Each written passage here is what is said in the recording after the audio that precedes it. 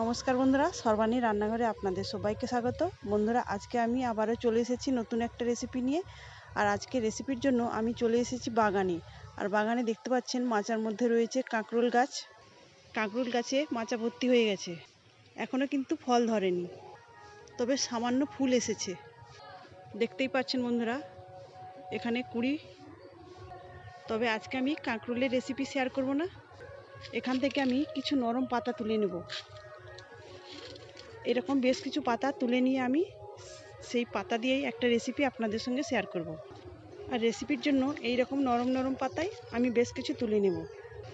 আশা করছি বন্ধুরা, আজকে রেসিপি আপনাদের সবার ভীষণ ভালো লাগবে।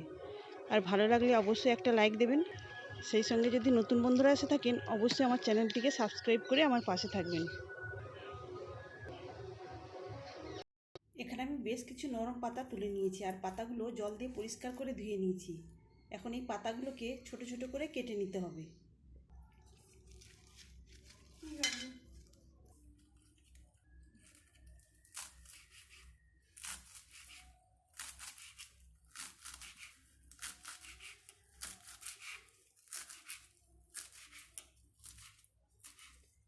এখানে আমি আমার প্রয়োজন অনুযায়ী সম্পূর্ণ পাতা ছোট ছোট করে কেটে নিয়েছি।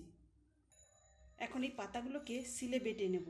তবে আপনারা চাইলে মিক্সিতেও বেটে নিতে পারেন, তবে শিলে বেটে নিলে খেতে বেশি ভালো লাগবে। এখন আমি এর মধ্যে দিয়ে দেবো দুটো কাঁচা লঙ্কা, আর দেবো এখানে 4 কোয়া রসুন। প্রথমে কাঁচা লঙ্কা আর রসুনটা বেটে নেব।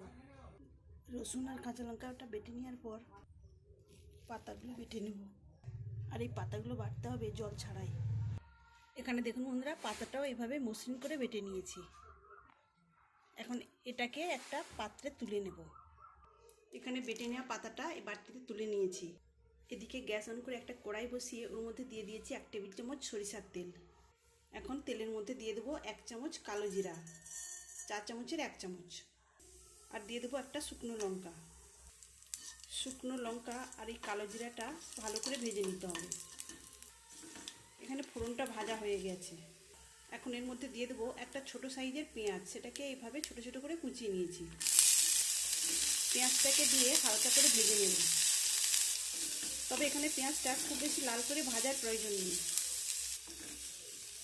পেঁয়াজটাকে দেখুন বন্ধুরা, এইভাবে হালকা করে ভেজে নিয়েছি। এবার বেটে রাখা পাতাটা দিয়ে দেবো। এখন এই পাতা বাটা পেঁয়াজের সঙ্গে ভালো করে নেড়ে চেড়ে জলটাকে শুকিয়ে নিতে হবে। এখন এর মধ্যে দিয়ে দেবো পরিমাণ মতো লবণ। লবণটা দিয়ে একটু বেশ কিছু সময় নিয়ে এটাকে নাড়াচাড়া করতে হবে, তা নাহলে কিন্তু এই পাতার একটা কাঁচা গন্ধ থেকে যাবে, তখন কিন্তু খেতে ভালো লাগবে না।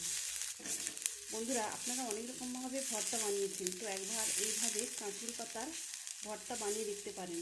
ভাতের সঙ্গে খেতে দুর্দান্ত লাগবে। তবে আপনারা চাইলে এর মধ্যে গুঁড়ো লঙ্কাও ব্যবহার করতে পারেন। আমি যেহেতু এর মধ্যে দুটো কাঁচা লঙ্কা বেটে দিয়েছি, আর গুঁড়ো লঙ্কা দেবো না।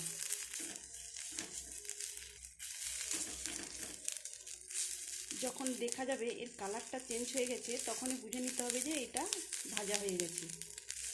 তবে গ্যাসের ফ্লেমটাকে মিডিয়ামে রেখে এটা নাড়াচাড়া করতে হবে। তো দেখুন বন্ধুরা, এখানে এর পাতা বাটার কালারটাও চেঞ্জ হয়ে গেছে, আর কড়াও আর লেগে যাচ্ছে না। এই পর্যায়ে এর মধ্যে আমি আরও একটা উপকরণ মিশিয়ে দেবো।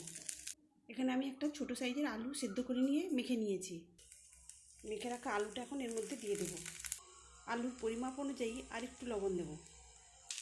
লবণটা দিয়ে আবারও সব কিছু ভালো করে মিশিয়ে একটু নাড়াচাড়া করে নেব।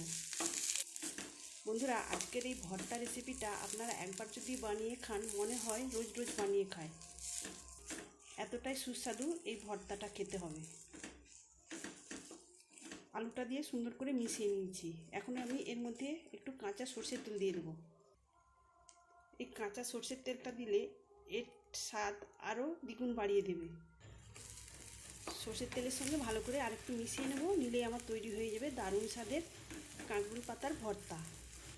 আপনারা অবশ্যই এইভাবে একবার বানিয়ে দেখবেন, আর কেমন হয়েছে আমাকে কমেন্ট করে জানাবেন।